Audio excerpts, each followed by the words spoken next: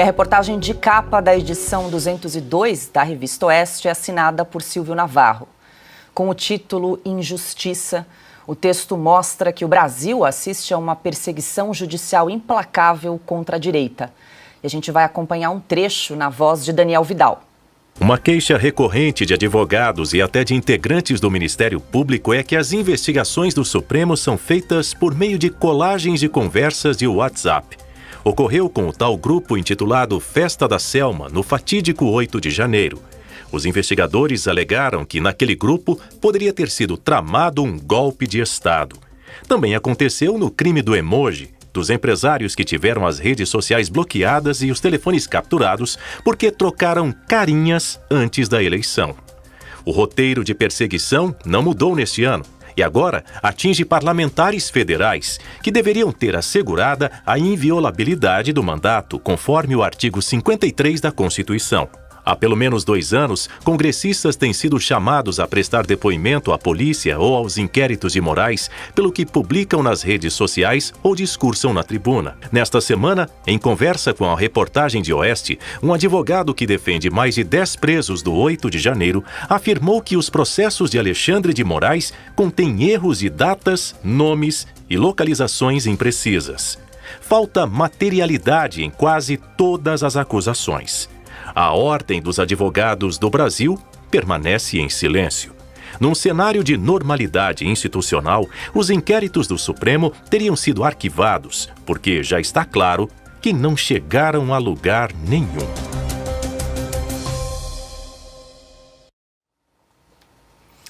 Bom, e agora é hora de mais destaques dessa edição. Branca Nunes, nossa diretora de redação, já está aqui no estúdio de Oeste Sem Filtro.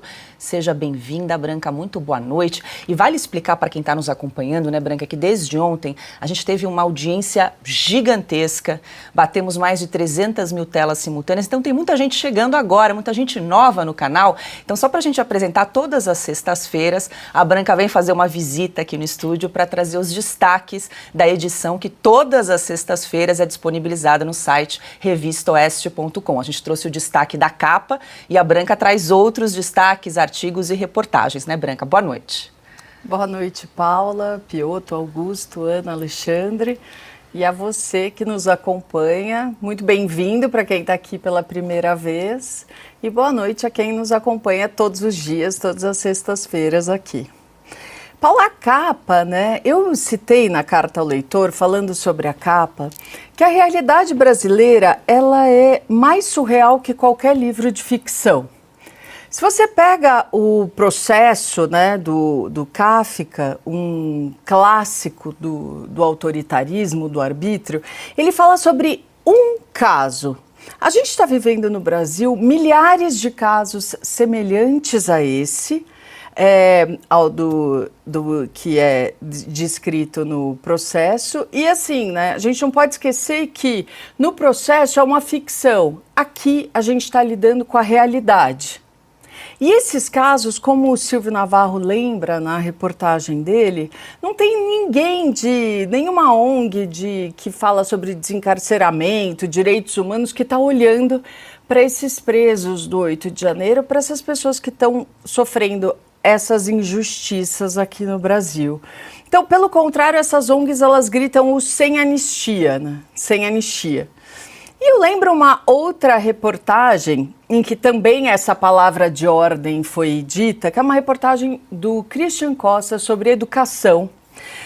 Tivemos um ciclo de palestras agora da CONAI, que é ligada ao Ministério da Educação, e que em vez de falar sobre erradicação de analfabetismo ou outros problemas sérios da educação brasileira, foi a ideologia e o revanchismo que prevaleceu. A Ana, no artigo dela, ela leu as quase 300 páginas desse documento com as propostas da CONAI. E a Ana cita várias, coloca os prints, está super interessante, mas vou citar um trechinho, da proposta da CONAI que a Ana cita no artigo dela, que está assim: o Plano Nacional de Educação precisa garantir uma política educacional antixenofóbica, antimachista, antimisógino, antimilitarista, anti-autoritária, antietarismo, anticolonial, anti-exploração, antissexista, anti-LGBT, QIAPN, mais fobia e anticapacitista. É até difícil falar, né? Aqui todos os anti, que é. E enquanto isso, as palavras, por exemplo, floresta, a Ana coloca isso no texto dela, aparece 41 vezes. E a palavra racial, 49, isso é um documento sobre educação, não vamos esquecer. As palavras matemática e literatura aparecem 4. Então a gente vê qual é a prioridade na área da educação desse governo.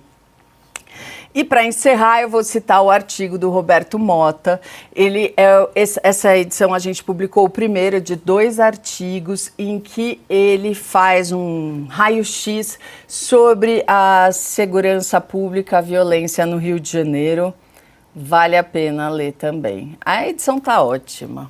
Ai, Branca, adorei que você destacou o artigo da Ana, já dei os parabéns para ela, porque eu adorei, eu tenho certeza que quem é pai, quem é mãe, vai se interessar muito por esse artigo. E a Ana fez um bate-bola com a Bianca Weinsberg, Sim. que ela é a Das diretora, Mães né, do movimento Mães Direitas, e vale a pena que nós tivemos a oportunidade de entrevistá-la no Programas Liberais. Esse programa está disponível no canal da Revista Oeste no YouTube, vale muito a pena recuperar. Ela faz um trabalho muito interessante com outras mães e realmente o artigo da Ana está imperdível para quem é pai, para quem é mãe, vovó. Isso. Fica a dica, é assustador, mas a gente bem precisa... educação, né? Exatamente.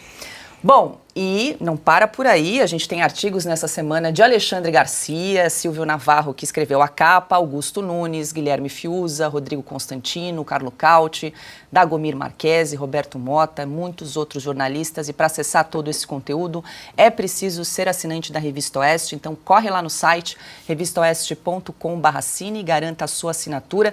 Quero aproveitar e fazer um alerta. Ontem a gente teve muito acesso no nosso site, muita gente tentou assinar a Revista Oeste, a gente teve uma certa instabilidade no site por conta da quantidade de acesso. Congestionou, Augusto, mas hoje já está tudo normalizado, então vou pedir um pouquinho mais de paciência. Você que tentou assinar o Oeste ontem e não conseguiu, é só entrar novamente, revistaoeste.com/assine, ou você também pode apontar a câmera do seu celular para esse QR Code que está aparecendo aí na tela, você segue o passo a passo, bem rápido.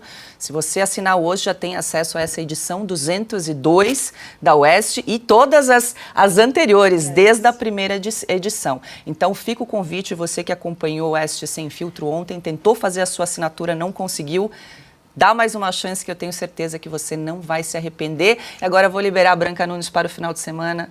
Bom descanso, boa noite, Branca. Bom programa.